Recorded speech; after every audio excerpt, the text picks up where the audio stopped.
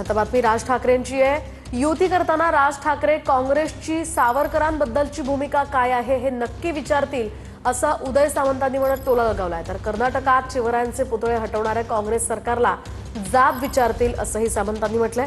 राज ठाकरे महाविकास आघाडीमध्ये जाण्याच्या चर्चांवर उदय सामंतांनी ही प्रतिक्रिया दिली आहे।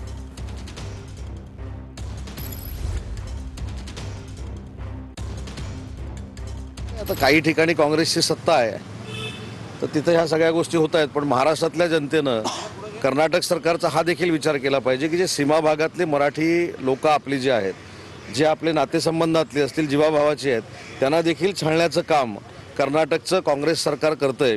छत्रपती शिवाजी महाराजांचा विचार देखील बाजूला करण्याचा विचार कर्नाटकचं सरकार करतंय। त्याच्यामुळं काँग्रेस छत्रपती शिवाजी महाराजांना मानत नाही, काँग्रेस स्वातंत्र्यवीर सावरकरांना मानत नाही, काँग्रेस कोणालाच मानत नाहीत, एवढी ती स्वयंभू झालेली आहे आणि त्यांच्याबरोबर युती करण्यासाठी काही लोक पुढे येत आहेत। त्याचा विचार ते करतील।